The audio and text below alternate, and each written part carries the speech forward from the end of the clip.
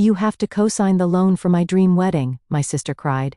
I tease what family does. Months later, she and her husband boarded a plane, laughing about leaving the $50,000 debt behind. They had no idea about the fine print I added to the agreement until the collection agency called my parents. I stood in the shadows of the grand ballroom, watching my sister twirl in her $10,000 wedding dress while my credit score burned. The crystal chandeliers caught every sparkle of her tiara, and her laughter echoed off the marble floors, the same laugh she'd used 3 months ago when she'd begged me to co-sign her loan. My name is Zlata, and I'm the responsible sister, the boring one, the one who always comes through in a crisis. Tonight, I'm also the one holding a ticking time bomb disguised as a loan agreement. Zlata, darling, why aren't you dancing? My mother, Elena's voice carried that familiar note of disapproval. She gestured to the crowded dance floor where Sierra and her new husband Eric were lost in their own world. Someone has to make sure the vendors get paid, I replied, tapping my tablet. Unless you'd like to handle the final payments? She wrinkled her nose and adjusted her designer shawl. That's what you're good at, dear. Numbers. Sierra's always been our creative spirit. I bit back the response I'd been swallowing for 27 years. Instead, I smiled and pulled up the loan document on my screen, checking for the 100th time that the clause was still there, buried in the fine print like a landmine. Remember when she first showed us the venue? My mother continued, misreading my silence for nostalgia. She just knew it had to be here. Worth every penny. Every penny. 50,000 of them to be exact. I remembered that day too, but differently. Please, Lata, Sierra had sobbed, mascara running down her cheeks. The bank won't approve us without a cosigner. You're the only one with good enough credit. That's because I actually pay my bills, I'd said. It's what family does. Our father had chimed in from his armchair, not looking up from his newspaper. Your sister would do the same for you.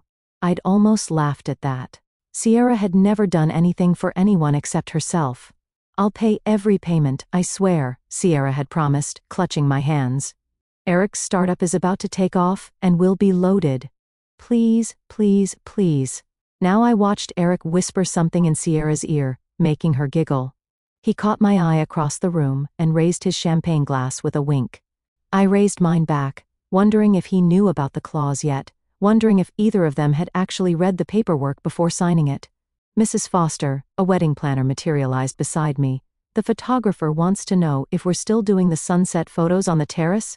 Of course we are, Sierra appeared, dragging Eric by the hand. Slade, you're in these too. You have to. You made all this possible. If she only knew how true that was. I let myself be pulled outside. The setting sun painted everything gold, including Sierra's perfect face as she posed against the balustrade. Our parents joined us, and the photographer arranged us like dolls. The happy family, the perfect wedding, the American dream. Closer together, the photographer called. Big smiles. This is a celebration. I smiled, thinking about the email I'd received that morning from Genesis, my friend in legal. It's bulletproof, she'd written. The clause is active the moment they miss a payment. If they leave the country without setting up a payment plan, liability reverts to the original sponsors, your parents. They signed it too, remember? I remembered. I remembered every signature, every tear-filled manipulation, every guilt trip that had led to this moment. One more, the photographer called. Everyone say, happily ever after. Sierra threw her arms around me, champagne on her breath. I love you so much, sis. You're the best. The absolute best. Over her shoulder, I watched Eric check his phone, his face momentarily serious, before he slipped it back into his pocket. 3 weeks ago, I'd seen him book 2 one-way tickets to a country with no extradition treaty. He didn't know I knew. Back in my hotel room that night, I opened my laptop one final time. The loan agreement glowed on the screen, signatures clear at the bottom, Sierra's loopy scroll, Eric's confident slash, my parents' hasty scribbles, and my own careful print. Below them all, the clause waited like a coiled snake. I touched the screen gently. Let's see who pays now. My phone buzzed. A text from Sierra. Thank you for everything. You're the best sister anyone could ask for. Love you forever. I didn't reply. Instead, I closed my laptop and poured myself a drink. The real wedding gift was still coming, and I intended to be very, very patient while I waited to deliver it. 6 months after the wedding, I sat in my favorite coffee shop staring at my phone's call log. 32 attempted calls to Sierra, 16 to Eric, and 48 unanswered text messages. The first loan payment was 3 weeks overdue. "You're obsessing again," Genesis said, sliding into the seat across from me with 2 fresh lattes. "How many times have you checked Instagram today?" I picked up my phone, opened the app, and turned it to show her. Sierra's latest post showed her and Eric on some tropical beach, cocktails in hand. The caption read, "Living our best life, debt-free and destiny-bound. Shaktra blessed. Shak new life. Shak no regrets." Genesis's perfectly manicured nails drummed against the table. "You knew this would happen. Knowing doesn't make it sting less." I switched to my messages. "Look what my mother sent this morning." The text read, "The bank called again. Please handle this, Zlata. You know how your father's blood pressure gets when he's stressed. Have you told them about the clause yet?" Genesis asked. "Not yet. I'm waiting for my phone buzzed. A voicemail from Sierra. I put it on speaker. "Hey, sis. Sorry I've been so hard to reach. The Wi-Fi here is just awful. Listen. About those payment notices you keep forwarding, I know you'll figure it out. You always do. You're so good with money stuff. Anyway, love you. Don't work too hard." Genesis's eyes widened. "The audacity, wait for it," I said, holding up a finger. The message continued. "Oh, and could you maybe stop calling so much? It's kind of desperate, and Eric says it's bringing down our vibe. Thanks. Kisses." I deleted the message while Genesis muttered something unprintable. "You're sure you want to go through with this?" she asked. "Legally, you're safe. Morally, let them drown." "It's not about them drowning," I said, pulling up my email. "It's about making sure everyone gets wet." My phone buzzed again. My mother. "Zlata, please call me. The bank is being very insistent." I showed Genesis the draft email I'd prepared for the loan agency. Attached was the contract with the clause highlighted, along with proof of Sierra and Eric's departure from the country. "Send it," Genesis said firmly. "Stop torturing yourself." I hesitated, my finger hovering over the send button. Once you do this, you'll finally be free." Genesis reached across the table and squeezed my hand. "Remember what they did to you with Dad's medical bills? The college fund they borrowed for Sierra's art school? The down payment for her first car?" My phone lit up with another Instagram notification. Sierra had posted again. "Some people just can't handle seeing others living their dreams. Eat our toxic family boundaries. Blessed." I hit send. "Done," I said, feeling oddly hollow. "Now we wait." Genesis raised her coffee cup. "To karma. 2 contracts," I corrected, clinking my cup against hers. That evening, I sat in my apartment, watching the sunset through my window when my phone rang. It was Stefan, my ex-boyfriend. "I just saw Sierra's posts," he said without preamble. "Are you okay?" Why wouldn't I be?" I kept my voice neutral. Stefan had been there during the medical bills crisis, had watched me empty my savings for my father's heart surgery, while Sierra took a spontaneous trip to Europe. "Because you always take care of everyone," he said softly, "and no one ever takes care of you." I thought about the email I'd sent, about the clause that would soon detonate in my parents' lap. "That's changing." "Good," he said. "It's about time." After we hung up, I opened my laptop and checked my email. The loan agency had already responded.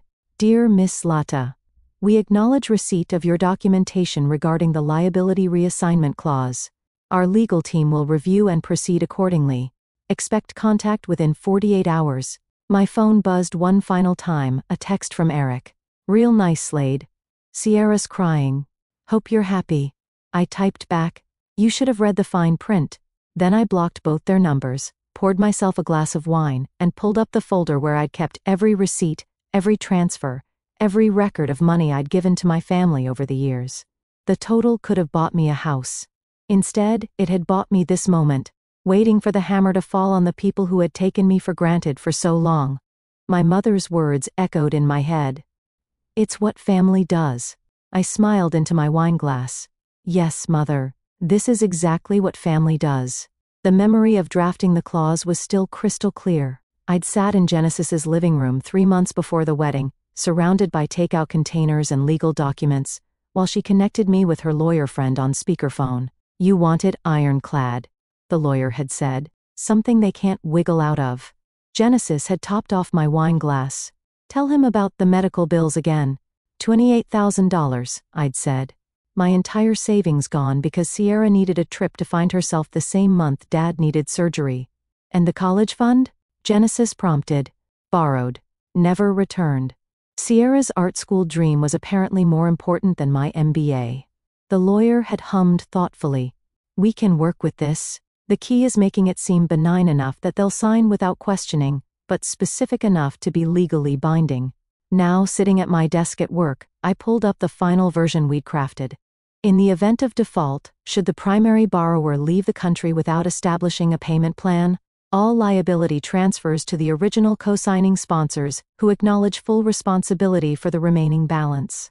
Simple. Clean. Devastating. My office phone rang. "Zlata speaking. The clause is active." It was Genesis. "Just got word from legal. Your parents are being contacted today." I checked my email. Sure enough, there was a message from the loan agency. Per Section 7.3 of the agreement, liability has been transferred to Elena and Wilfred. Initial contact will be made within 24 hours. How long do you think until Genesis started? My cell phone lit up with my mother's number. "Got to go," I said. "It's starting." I let it ring 4 times before answering. "Hello, Mother. What is this?" Her voice was shrill. "These people are saying we owe $50,000. This must be a mistake." "No mistake. Check your email. I sent you a copy of the contract you signed." But I heard papers rustling. We only signed as witnesses?" "Read Section 703, I said calmly. More rustling. Then silence. "You tricked us," she whispered. "No, Mother. I learned from the best. Remember what you told me? It's what family does. Your father's blood pressure will be fine, just like it was fine when I paid for his surgery while Sierra was posting selfies from Paris. That was different. She needed to find herself." "Yes. I remember. Now you need to find $50,000. She started crying. The sound used to devastate me, used to send me running to fix whatever problem she was facing. Now it just made me tired. "We'll call Sierra," she said between sobs. "She'll make this right." I laughed. "Good luck with that. Her number's disconnected." "This isn't you, Zlata. You're not this cruel. Actually, this is me. The real me. The one who's done being everyone's ATM." The line went quiet except for her ragged breathing. Finally, she spoke in a whisper. "What do you want?" "I want you to pay the debt you signed for. I want you to face consequences. I want you to feel what it's like to be responsible for once." "We're your parents." "Yes, and you taught me everything I know about family loyalty." I hung up and turned my phone off. Through my office window, I could see the city sprawling out below, people rushing about their days, dealing with their own dramas and betrayals. My computer pinged with a new email from Sierra, sent from a new address. "You controlling bitch. You always want to win. Happy now. Mom's hysterical. Dad's chest hurts, and it's all your fault. I never should have trusted you. You're dead to me." I forwarded it to Genesis with just 3 words, worth every penny. Her response came quickly. "Your sister's about to learn that karma takes Venmo."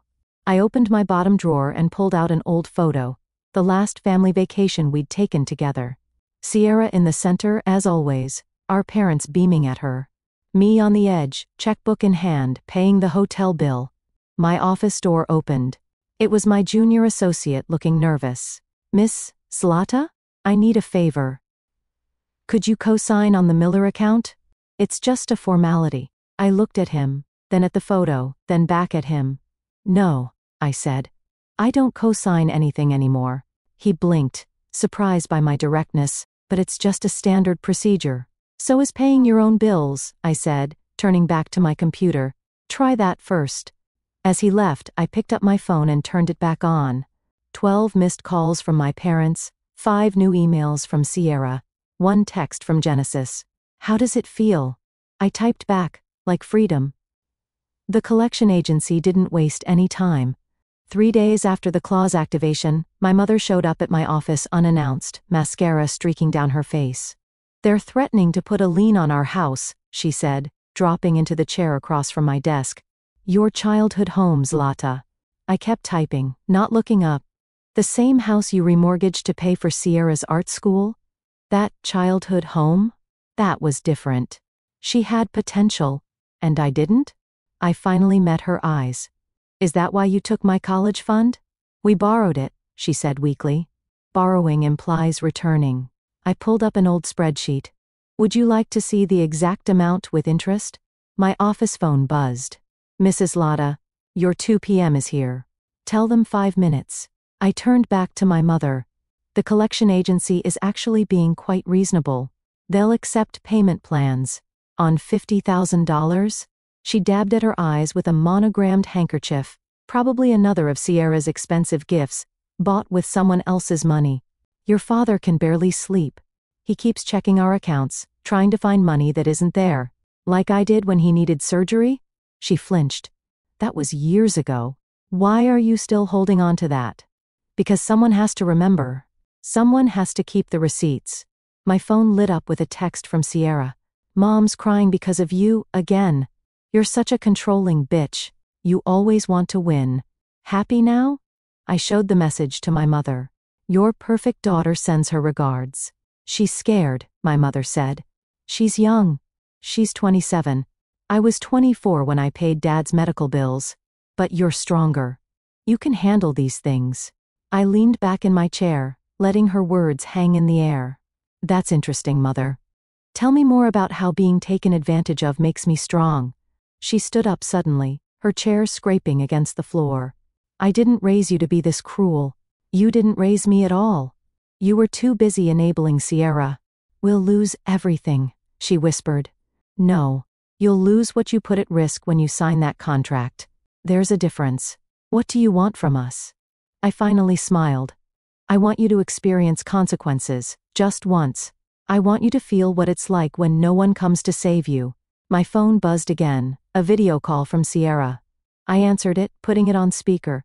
"You evil witch." Sierra's face was red with rage. "Mom just called me sobbing. How could you do this to them?" "The same way you did it to me," I replied calmly, "except I used a contract instead of tears. We're family." "Exactly. And this is what family does, remember?" Behind Sierra, I could see Eric pacing, talking rapidly on his phone. He looked worried. "Having visa troubles?" I asked innocently. Sierra's eyes widened. "How did you—" "It's amazing what happens when your credit score tanks, and there's an international debt notice with your name on it." My mother gasped. "You didn't?" "I didn't do anything," I said. "Actions have consequences. Isn't that what you always told me, Mother, right before asking me to fix another one of Sierra's mistakes?" Sierra's face crumpled. "They're going to revoke our visas. Eric's business deals are falling apart. Everything we built here, you built nothing," I cut in. "You ran away from debt and responsibility, like you always do. The only difference is this time, there's no one to clean up your mess." "Girls?" my mother pleaded. "We can fix this. Zlata, if you just pay no." I stood up. "My 2 p.m. is waiting. You both know where the door is. Please." Sierra sobbed. "I'm your sister, and they're my parents. Funny how that only matters when you need something." I ended the call and turned to my mother. "The collection agency's number is on the letter they sent you. I suggest you call them before they call you again." She walked to the door, then turned back. "You'll regret this. Someday, when you need your family, I've needed my family many times," I said. Where were you?" After she left, I sat in my quiet office, hands shaking slightly. My phone buzzed with a text from Genesis. "Drinks tonight? You look like you need them." I typed back, "Bring wine and the contract. I want to frame it." Another text came through, this one from my father. "We thought you wouldn't actually go through with it." I responded with a single line, "That's always been your problem." Then I turned off my phone, straightened my desk, and called in my 2 p.m. After all, I had actual work to do. Bills don't pay themselves. Just ask my family. The forced family dinner was my mother's idea. Sunday dinner, like old times, she'd said on the phone, her voice dripping with false sweetness. We need to discuss this situation like adults. I arrived exactly on time to find my parents already seated at their dining room table. A spread of my favorite childhood dishes laid out like emotional ammunition. Your father made your favorite lasagna, my mother said, serving me a generous portion. Remember how you used to help him in the kitchen? I remember paying for his heart medication after making that lasagna, I replied, setting my fork down. Let's skip the nostalgia and get to the point. My father cleared his throat. The bank is being insistent. Banks tend to be that way about money. We've looked at our options, my mother cut in. We could sell the vacation property. The one I was supposed to inherit? I laughed. The one you remortgaged for Sierra's wedding? You're not being fair, my father said quietly. I pulled out a folder and placed it on the table. Let's talk about fair. Inside was a spreadsheet. Every dollar I'd given them over the years, meticulously documented with dates and reasons. Page 1. Dad's medical bills, $28,000. Page 2. Sierra's art school tuition, $40,000 of my college fund. Page 3. The down payment for Sierra's first car, $12,000. Should I continue? My mother pushed the folder away. We're not here to dwell on the past. No. You're here because the collection agency is drowning you in calls. We raised you, my father said. We gave you everything. You gave Sierra everything. I earned everything I have. My phone buzzed. A text from Genesis. How's the ambush going? Before I could respond, my mother reached across the table and grabbed my hand. Darling, please. We can fix this together for the family. The family? I pulled my hand away. Where was this family concern when I worked 2 jobs to pay for Dad's surgery while Sierra posted Instagram photos from Europe? She was finding herself, and now she's lost herself in another country with $50,000 of my money. My father stood up suddenly, his face red. We thought you wouldn't actually enforce the contract. We thought you'd understand. That it was okay to take advantage of me? Again? That family protects each other, my mother interjected. I stood up, pushing my untouched plate away.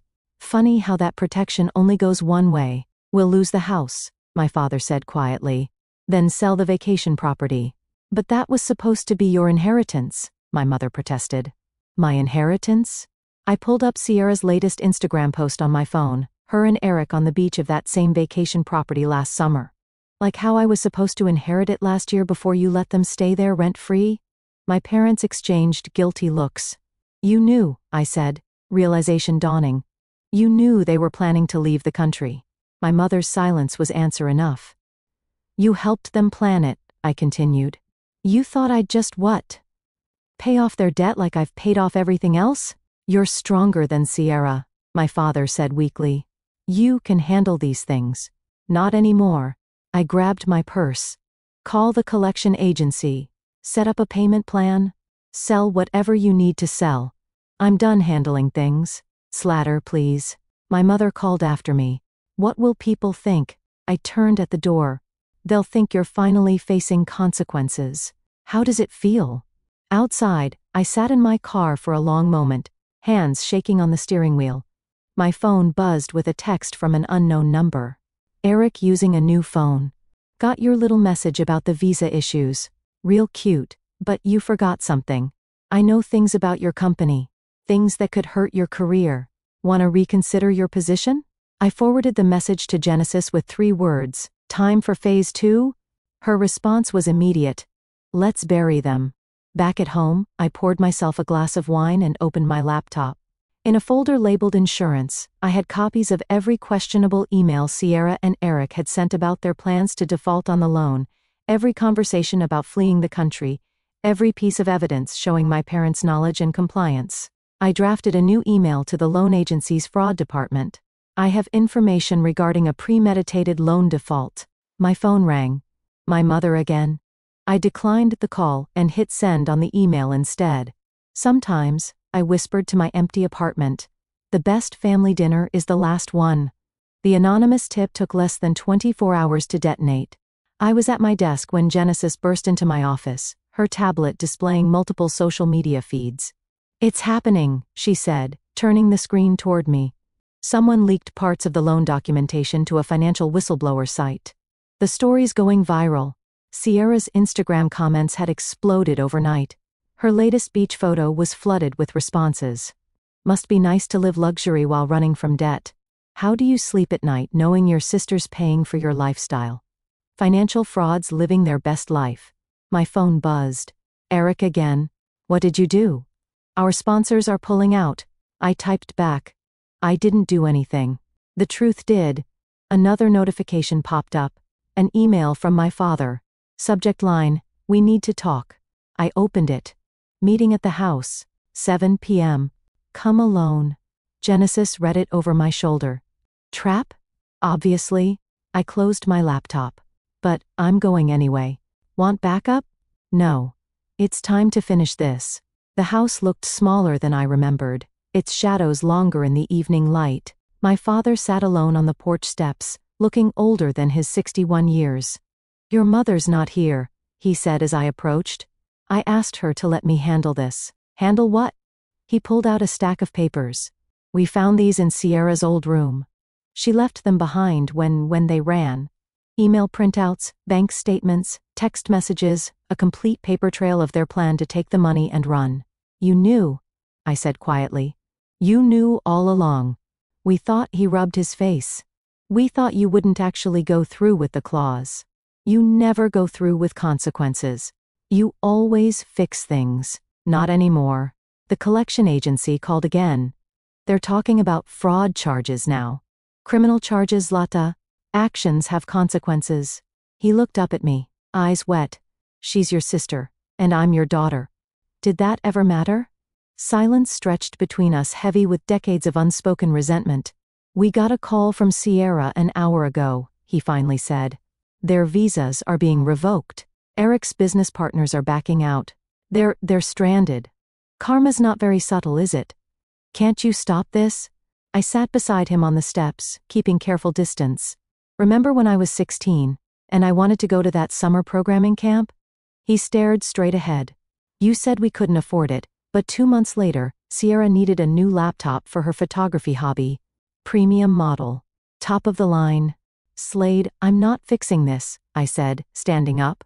I'm not fixing anything ever again. My phone buzzed. A video call from Sierra. I answered it where my father could see. They're freezing our accounts. Sierra was crying, mascara running. Eric's partners are saying something about fraud investigations. What's happening? The truth is happening, I said calmly. How's that working out for you? We're stuck here. The embassy won't help. Our cards are declined. Sounds like a you problem. Dad, she wailed, seeing him in the frame. Tell her to stop this. He looked between us, lost. I don't know how. That's right, I said. For once, you don't know how to fix things for her. Interesting feeling, isn't it? Tiara's face contorted with rage.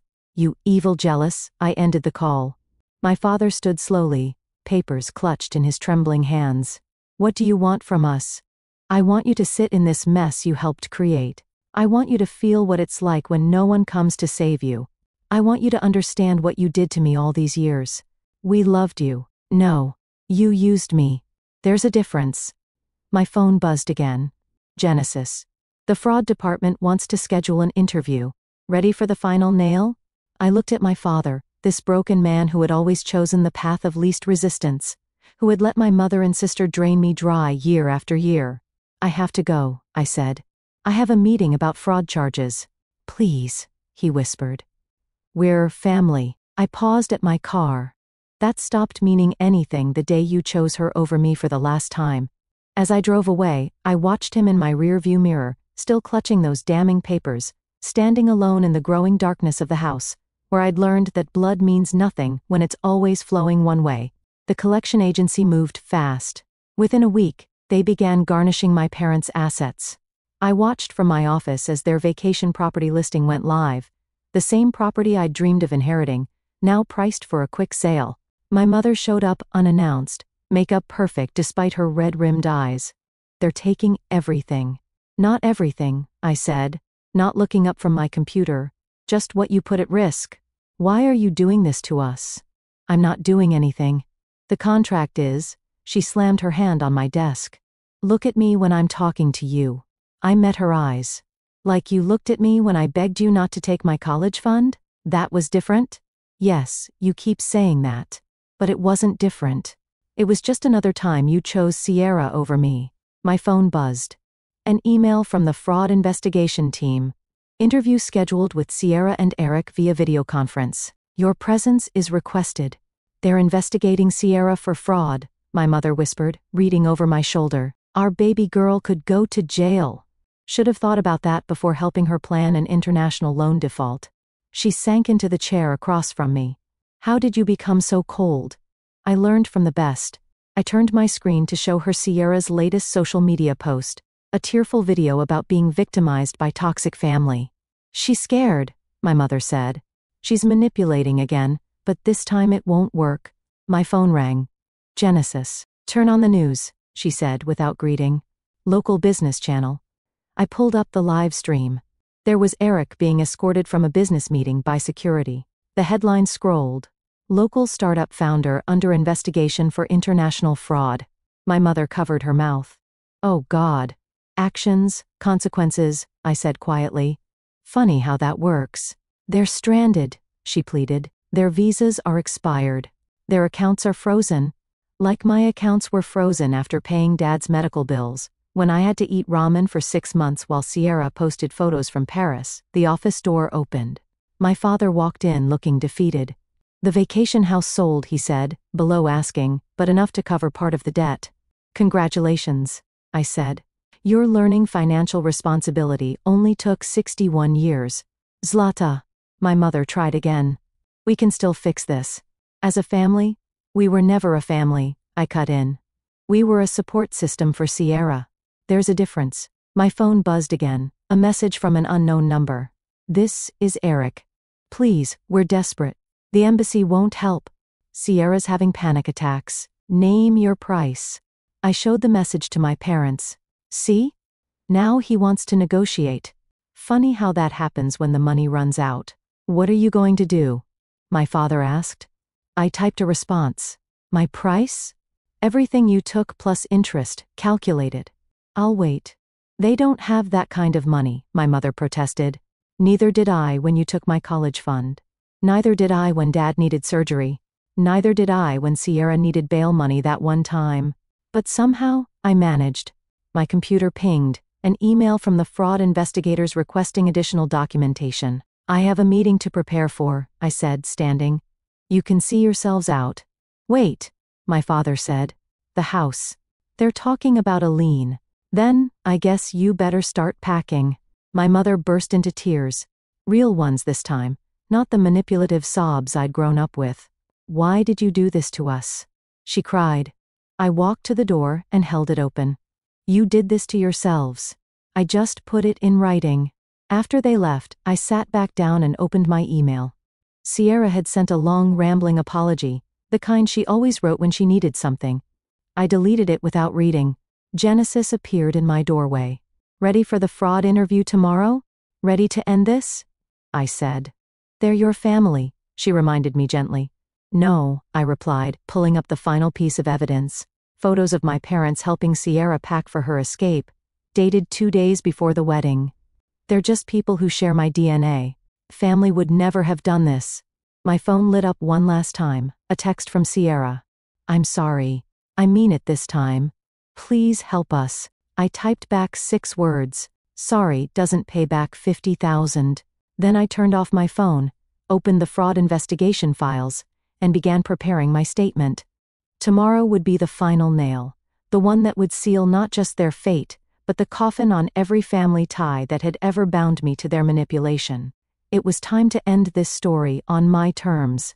The beach was empty, except for me and the seagulls. I sat on the sand, reading the final notice from the collection agency. Debt resolved through asset liquidation. Case closed. My phone buzzed. Genesis sending me a news article. Local couple detained at border attempting illegal re-entry. I smiled. Sierra and Eric had tried sneaking back into the country through Mexico. It hadn't gone well. Another buzz. My mother. They're holding them for questioning. Please help. I typed back, "New phone? Who's this?" The wind picked up, carrying away her next 3 messages before I could read them. I didn't bother retrieving them from the sand. My laptop chimed with an email from the fraud investigators. "Thank you for your cooperation. Charges have been filed." "Good," I whispered to the waves. A shadow fell across my screen. I looked up to find my father standing there, looking lost in his now too large suit. "The house sold," he said, sitting heavily in the sand beside me. "We're moving into an apartment next week. Downsizing can be healthy. Your mother," he paused, "she's not handling it well." And nothing. He picked up a handful of sand, let it slip through his fingers. "I'm not here to ask for anything. I'm here to say you were right." I closed my laptop. "About everything. We failed you. We let Sierra drain you dry. We," his voice cracked. "We weren't parents to you. We were enablers to her. Took you long enough to notice."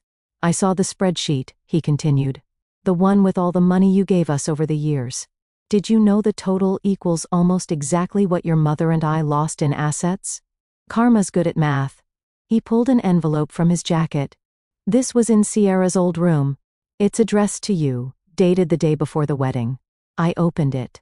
Inside was a note in Sierra's handwriting. "Dear Zlata, by the time you read this, we'll be gone. Thanks for being such a reliable ATM all these years. Don't worry. Mom and Dad will guilt you into fixing this too. They always do. Love, Sierra." "She never saw you as a sister," my father said quietly. "And we never saw you as a daughter. We saw you as a solution." I folded the note carefully. "And now we see you as someone we lost through our own actions." He stood up, brushing sand from his pants. "I'm not asking for forgiveness. I'm just saying you were right to do what you did." My phone buzzed again. "Genesis. Holy shit. Sierra and Eric are facing federal charges. Your parents' statement sealed it." I looked up at my father. "You testified against them?" "We told the truth," he said simply. "Finally." He turned to leave, then stopped. "That spreadsheet, the total you gave us over the years, would have bought this beach house." I finished, gesturing to the luxury property behind us, the one I just closed on this morning. His eyes widened slightly. "You bought the vacation house you had to sell?" "Yes. At below market value, thanks to the urgent sale requirement." I stood up, brushing sand from my legs. "Funny how things come full circle." He nodded once, understanding the finality of it all, and walked away. I watched him disappear down the beach, a smaller man than I'd ever seen him. My phone lit up with a video call, Sierra from a detention center. I answered it. "They're charging us with fraud," she sobbed. "Mom and Dad testified. How could they? How could you leave me with $50,000 in debt?" "That's different. We're family." "Not anymore." I held up my house keys. "Remember this view? The beach house you love so much? It's mine now, legally, permanently. And you're never stepping foot in it." "You bitch." I ended the call and blocked the number. Genesis appeared at the top of the beach stairs, carrying 2 champagne glasses. "Ready to christen the new house?" "Almost." I pulled up my banking app and looked at my accounts. All in the black, all in my name only. No cosigners, no family loans, no guilt. "To karma," Genesis said, handing me a glass. "To contracts," I corrected, but then smiled. "And to finally choosing myself." We clinked glasses as the sun set over my new beach house, painting everything in shades of justice. My phone stayed silent. No more family emergencies, no more guilt trips, no more manipulation, just peace, property in my name, and the sound of waves washing everything clean. Sometimes revenge doesn't roar. Sometimes it whispers in legal documents and property deeds. Sometimes it looks like finally closing the door on the people who never saw you as anything but a solution to their problems. And sometimes it feels exactly like freedom,